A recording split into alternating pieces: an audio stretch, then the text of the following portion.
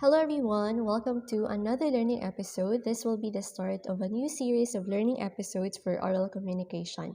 Before we jump into the discussion, let me show you first an animated video of how communication process works.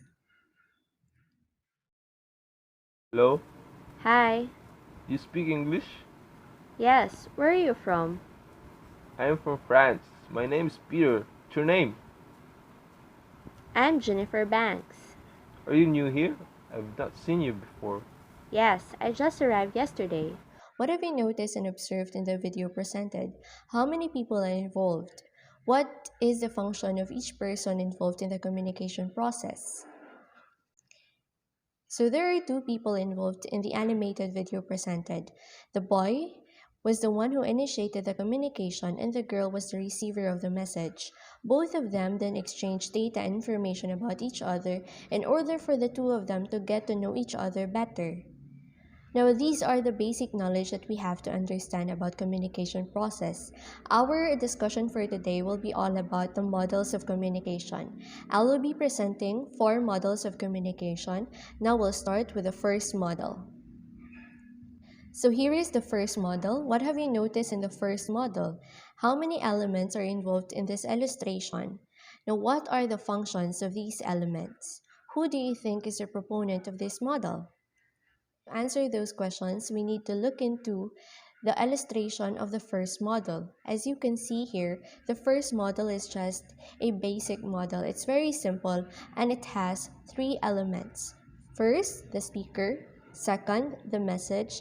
And third, the listener. So what are the functions of each of these elements? The speaker is the one who initiates the message. Well, the message, of course, is the communication being sent from the speaker going to the receiver, and the receiver, on the other hand, is the listener. He or she is the one who receives the message coming from the speaker. The proponent of this model is Aristotle.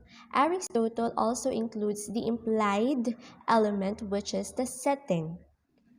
Aristotle believes that setting is very important because this is where the listener is situated in.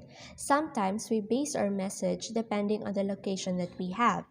For example, if we are talking to our friends and we are hanging out to our casual tambayan, the message that we're going to relay to our friends are just informal messages and casual messages because basically we already have a relationship with the friends that we have and we are comfortable with them and we are also comfortable with the situation or the setting that we are in. However, the situation is going to be different or the message is going to be different in terms of tone and the content when you are invited to be one of the speakers of a graduation ceremony. Of course, you have to look into account your audience, the occasion. Since it is a formal occasion, you have to make sure that your language is formal also, and you have to be persuasive and inspiring since you are talking to a bunch of students who are there to fulfill their dreams. Okay, so that is the reason why setting is very important. A speaker needs to understand his or her setting in order to deliver an appropriate message to his or her receiver. And that was our first model of communication, the Aristotle's model of communication. Now let's proceed to the second model. Now this is the second model. What have you noticed from the second model? How is it different from the previous one I showed you? What are the elements found in the second model and how are these elements function in the communication process? What are the added features in this model that were not seen from the first model I showed you? In this model, the speaker is already called the transmitter. Why do you think so? Well, as the name suggests from the word transmits, meaning the transmitter is the one who transmits the message to the receiver of the message. Basically, it's just similar to the speaker. They all have the same function, meaning you are the one who initiates the conversation or you are the one who transmits the message. The proponents of this model are Shannon and Weaver. Shannon and Weaver based this illustration from a telephone conversation because they believe that in a telephone conversation, sometimes the receiver of the message does not receive the exact message sent by the transmitter because of the noise source. This model represents the reality of how communication process works sometimes, that there are really what we call communication breakdown because of the noise. I personally experienced this one since I am a teacher.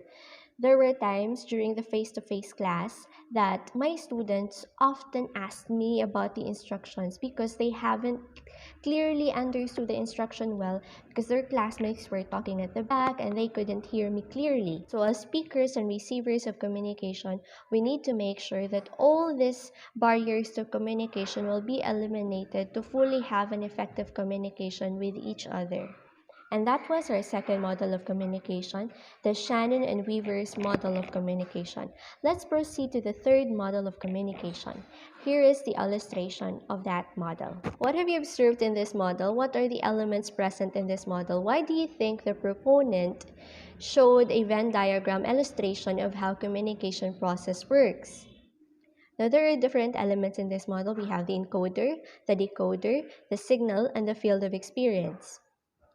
Why do you think the proponent showed a Venn diagram illustration of this communication process? The encoder is the one who encodes, who thinks, generates, formulates of any topic or ideas that might be interesting in starting a conversation.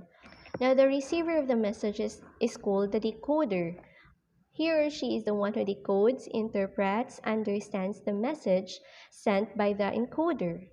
Schramm, the proponent of this model, strongly believes that communication will only take place if and only if the experience of the speaker overlaps the experience of the receiver, meaning the receiver and the speaker should have commonalities in terms of their field of experiences in order for a communication to take place.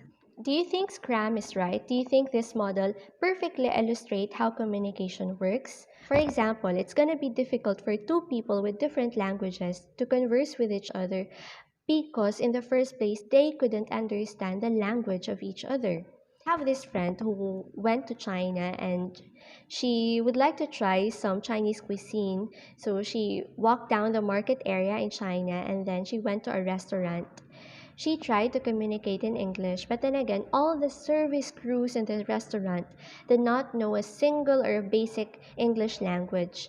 So the service crew did not understand and couldn't provide for her needs at that time because there was a communication breakdown. This is the reason why Scram believes that in order for two people to communicate with each other effectively, there should be similarities in terms of their experiences. The main takeaway from this model is the fact that our field of experience plays an important role also in terms of communication. And that was the first model of communication, the Scram's model of communication.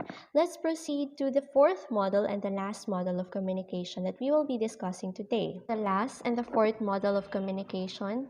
This is quite an interesting illustration of how communication process works. Why do you think the proponent of this model shows communication as a cyclical process? This is quite a unique take on the communication process because White believes that communication is cyclical since the speaker of the message needs to monitor the receiver's response in order for him or her to provide a feedback.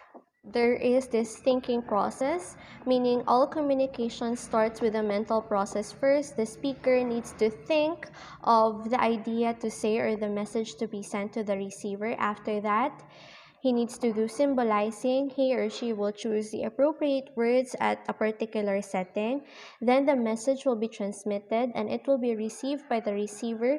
And then the receiver needs to decode the message. He or she needs to understand and interpret the meaning behind the message sent by the speaker.